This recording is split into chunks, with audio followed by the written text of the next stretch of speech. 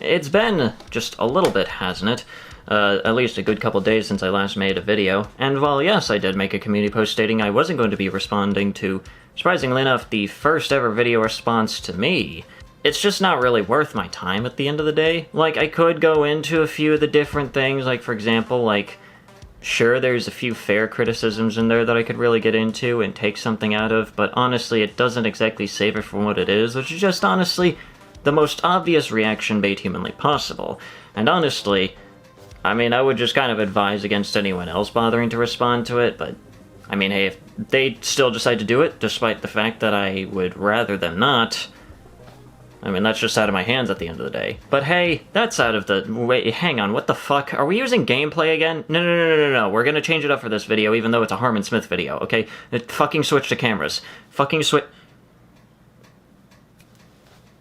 Oh, there we go, okay. Yes, we're using the face cam for this video, despite the fact that, like I said, yes, we're talking about Harman Smith again. And once again, like the last time that we covered Harman Smith, he is once again coping about Baldur's Gate 3, and trying to create a brand new conspiracy theory once again, with this video titled, Baldur's Gate 3 has received numerous patches to fix several game-breaking bugs and glitches, almost as if he is unaware of the concept that literally any game in human existence will contain bugs, and some of them can be game-breaking, and the simple fact that most of the time some of those bugs go unaddressed in a lot of games is apparently something that just escapes his feeble fucking brain.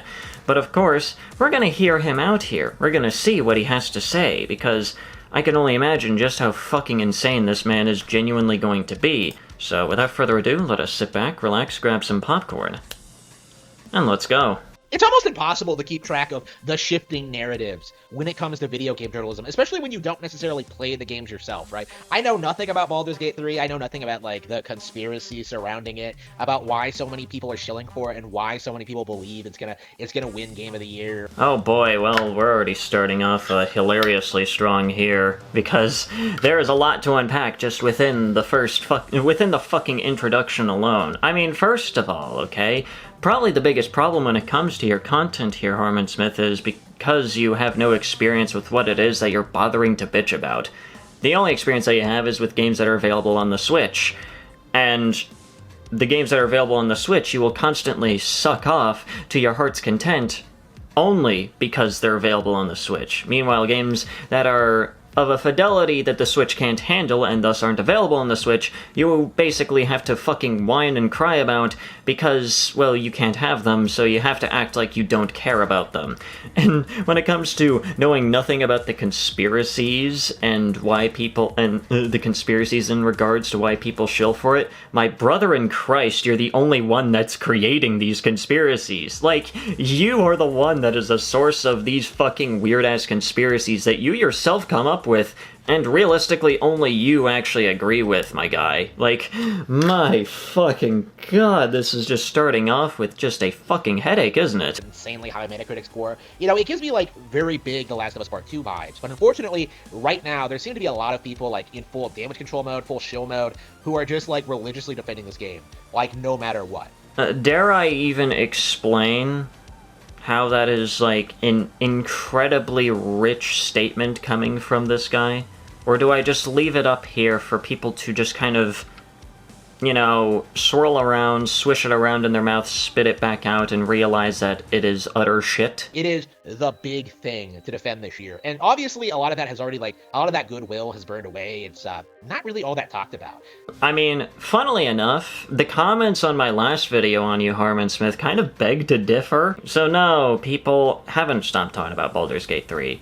And especially not you, Harman Smith. Like, if you're gonna be, you know, going around and claiming that, oh, these games that I don't like are gonna be forgotten about within the next year, maybe you should try to back your own claim on that by just shutting the fuck up about them. Now, it feels like it's the game's only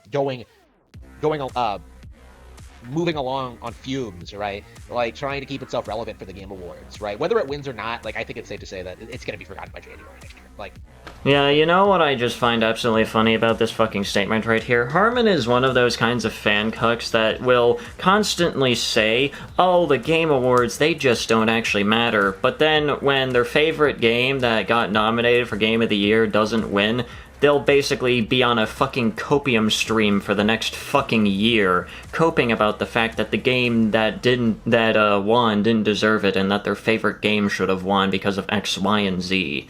But like, that is not what we're talking about now. Like the game of the year award means nothing, right? What actually matters is the narrative around Baldur's Gate 3. Specifically, this idea that the game has an insane amount of content, of good, well-produced content, and that it is completely glitch-free. It is completely polished. It's a full re-release. There were no like issues at launch. It was an amazing game.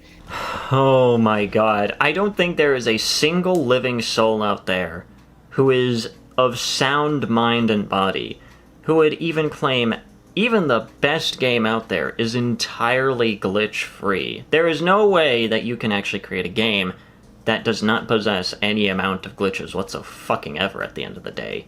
So no one is claiming that Baldur's Gate 3 is glitch-free. Well, I mean, let's put it this way. Again, no one would claim that there are no issues with the launch of literally any fucking game, mind you. However, there were so few issues with the launch of Baldur's Gate 3, at least initially, that it really just didn't matter. People were still just overall having fun with the fucking game, and it was, in fact, a full and relatively polished release. That is just objectively true at the end of the day. I've been able to verify over the past couple of months. I've spoken to a lot of people about this. I've seen it happen. I know that the game did have a lot of bugs. The game was a little bit broken. The game does fall off in Act 2 and especially in Act 3, right? Like, as you go along, like, there are less and less options. There's less and less choice. Like, it's a lot more linear. It becomes like apparent that the game isn't nearly as deep as the developers want you to think it is. And here's the thing, how would you actually know without any first-hand experience? I guarantee you he probably got all this information from his fucking echo chamber that probably also hadn't even played the game yet. They essentially front-loaded the game in order to trick people into putting like 30 hours into it, like thinking it was the greatest game ever, only for it to like fall off not long after that, right? It's incredible, especially when you compare it to like Tears of the Kingdom, which truly is bug-free, which truly does have like an organic, like amazing gameplay loop, which legitimately is hundreds of hours long. Listen, I'm just gonna be dead honest with you. From what I've seen when it comes to Tears of the Kingdom, literally the main thing that was actually keeping it alive for as long as it was kept alive in the mouths of people was just the fact that it was quite literally a fucking Zelda version of fucking Gary's mod at the end of the day. That's really all I have to say. I'm not saying that Tears of the Kingdom is a bad game. In fact, I realistically can't say it because I haven't played it. However, from what I've seen, the main thing holding it together was the fact that people were creating some of the dumbest shit using the fucking, like, creation, like, ability that you had in the game. And that's literally it. And in terms of bug-free, yeah, I highly doubt that. Let's actually look that up here, since Sourceless Smith here is, once again, sourceless. Oh wow, there is a duplication glitch that existed, which is pretty game-breaking, mind you. There's apparently some new updates that fix bugs. What is this about bug-free? I mean, once again, I am in fact seeing that, at least from some reviews, people are saying that it's largely bug-free. Which literally the same could very easily be said for Baldur's Gate 3 from what I've seen. Like, Baldur's Gate 3 really was not able to compete, really. And it's so strange to me how there were so many people, like, insisting that it could. That not only that it could, but that it was better than Zelda. That it was going to outsell it, that it was going to be like a much bigger, more beloved game. And funnily enough, those claims seem to, for the most part, still reign true. Now, of course, obviously, I highly doubt that Baldur's Gate 3 actually outsold Tears of the Kingdom. Mainly because, well, Tears of the Kingdom is part of a long-running franchise, and of course that's going to sell like fucking hotcakes at the end of the day, so no shit, it's probably going to sell a lot.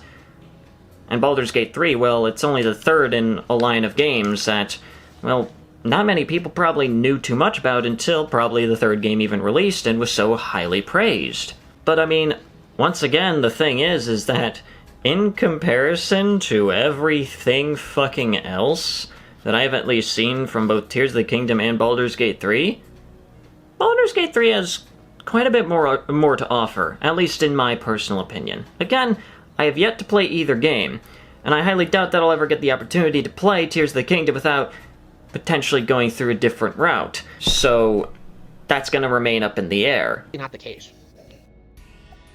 Even now, It's a narrative that just won't live up to reality, right? Like, I'm very much reminded of like that 2007 period where people were declaring BioShock, Mass Effect, Portal as like some of the greatest like genre-defining games ever. Meanwhile, Mario Galaxy comes out, stomps over all of that stuff, and not only is like Mario Galaxy better than all that stuff, Nintendo followed up on it, right? They put out Mario Galaxy 2, they put out New Super Mario Bros. Wii, they put out like the Mario Kart game, Mario Kart Wii, the follow. I like how here he's just listing off, like, he starts off with, yeah, okay, a reasonable sequel, Mario Galaxy 2, and then it's just a bunch of other Mario games that have nothing to do with fucking Mario Galaxy. Now, of course, I also can guarantee you that Harman Smith probably has also not played any of the other games that he listed off that were also labeled as genre-defining games. And that's the thing.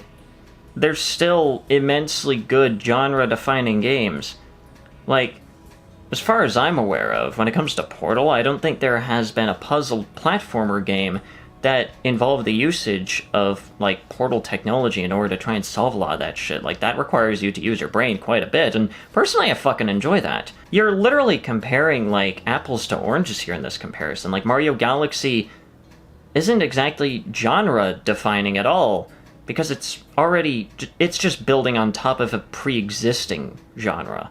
Please, can you not be an idiot for 5 minutes? Not because The Last of Us was better, but because The Last of Us was shilled more, right? And I can't help but think this is a similar situation, is that it's not a matter of Baldur's Gate 3 being a great game, something that is better than the competition. It's just a matter of being something that the industry wants to shill. Or maybe it's just because it's a fucking good game that a lot of people enjoy and are willing to praise. But I mean, I'm just wondering when he's actually going to get to the point that's within the title of this video. He has yet to get to the point that's in the title, which is about the bug fixes that have been happening recently. Like, I really wonder what he's going to actually fucking say here, because, like, once again, like I mentioned before, when it comes to, like, people, like, alerting, like, huge bugs and shit like that to, like, certain games, 9 times out of 10, the developers, like, especially if it's like a AAA studio, they usually take a good while before they even bother to get around to actually fixing it, unless it's something that is, like, truly, genuinely fucking game-breaking that, well, way too many people are bringing attention to. When it comes to fucking Larian, like, they fucking hear of, like, a handful of people bringing up a certain bug that they're encountering, and they're like, oh shit, that fucks with the game, let's just quickly patch this shit up and see what happens. We know that Metal Gear Solid 4 had, like, the review boot camps. Like, Kojima did not allow reviewers to play the game unsupervised because he was trying to guarantee perfect scores.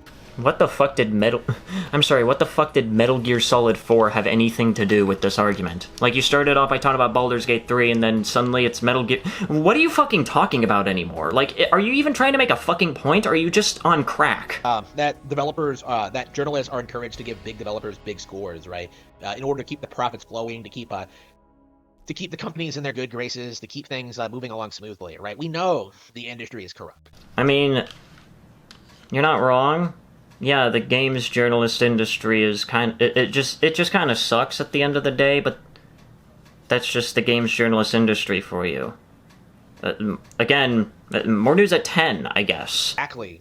Would we ever take what the gaming journalists say about Baldur's Gate 3 seriously, right? They didn't do their due diligence. They didn't talk about the bugs. They didn't talk about the very real problems that Baldur's Gate 3 has. Yes, and that's what reviews are for, like actual user reviews. That's what they are for.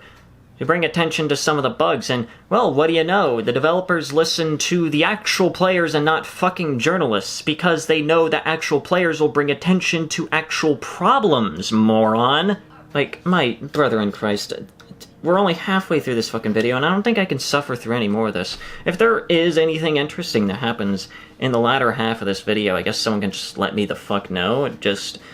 so that way I can, I guess, make a follow-up to this fucking video, because this is already brain-numbing, and as of right now, this mask is starting to get just a little bit uncomfortable. So we're gonna have to cut it off here, alright? So, what did we learn here today, ladies and gentlemen, and everyone else in between? Well, nothing new. We just ultimately learned that Harman Smith is still Harman Smith, and he's still just clinically fucking insane and knows absolutely nothing about what he's actually talking about. But yeah, anyways, guys... Understand that for most people, it would probably be a much later milestone for a face reveal, but you know what? If you idiots end up, you know, getting me to 1,000 subscribers, I will in fact fully reveal my face on camera. I will do that shit, and I will handle it, because guess what? Oh, I said that, didn't I? You guys are fucking crazy. Okay, fine. I know what I said. I stated that if I reached 1,000 subscribers before the end of the year, that I would be doing a face reveal. And you know how I usually do when it comes to promises that I make on this channel. After all, I made that one joke promise that if I reached 500, I would do an episode of Changed for whatever fucking reason. And that's what I did. I mean, I didn't turn it into a full fucking series, because why would I? What would be the fucking point in doing so? But I might as well follow through here. So for those of you who don't want the magic broken, just, you know, click off now and just assume that I did my regular outro. So 3, 2, 1...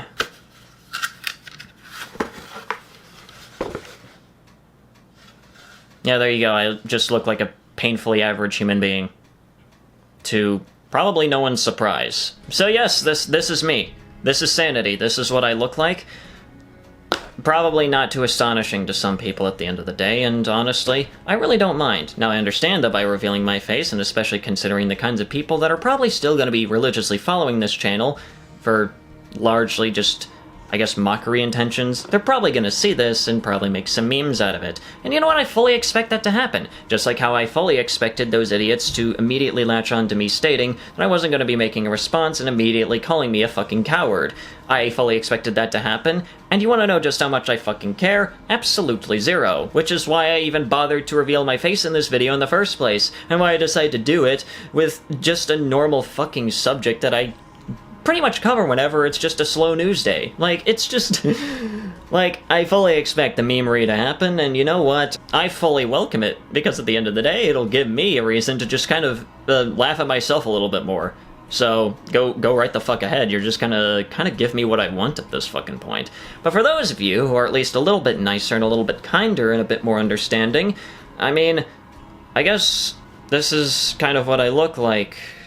Here you go. Now, I guarantee you that with me revealing my face, that probably comes with a few questions that you may have, and I might as well just kind of answer some of the ones that I would imagine people would have right here. And that is, of course, first of all, will there be more facecam content?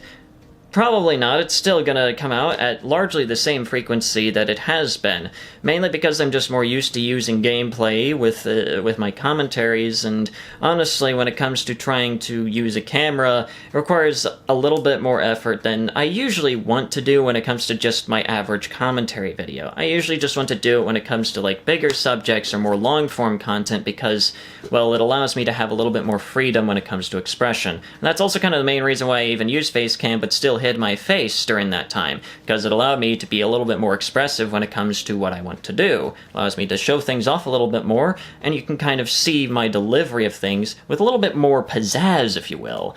Now, of course, that comes with a follow-up question, which is, will you still be using the Plague Doctor costume? And the answer to that one is probably yes. I mean, I'm just more used to it. It's become my brand at this fucking point to use it, and why would I stop? And of course, when it comes to the Dust and Goblin channel, I'll probably still be using the Plague Doctor getup when it comes to features on his channel, mainly because of the fact that, once again, it's a recognizable appearance, it's the appearance that I'm most known for, and why would I give that up? After all, it's just fun to do, and honestly, that's just kind of what I want to do on this channel. I just kind of want to have fun while also delivering information on various types of stupidity. Because, I mean, come on. You might as well have a little bit of fun while taking some jabs at a few fucking idiots that don't know what the hell they're talking about. You know, I guess the third question is, well, what are you gonna do going forward now that everyone knows what you look like?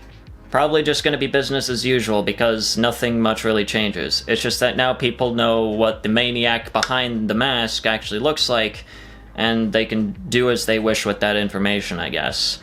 So... But anyways, guys, that's going to do it for today's video. If you guys enjoyed today's video, please consider leaving a like. That's very well appreciated. Leave a comment down below what you thought about the video, which one we had to talk about next. And also go ahead and subscribe to the channel if you're new and you want to see more content such as this. Also go ahead and follow me on Twitter. And of course, join the Discord server if you genuinely feel like it. But yeah, anyways, guys, this has been Sanity, scaring you and breaking the magic. And I'll see you guys in the next video. Have a nice day.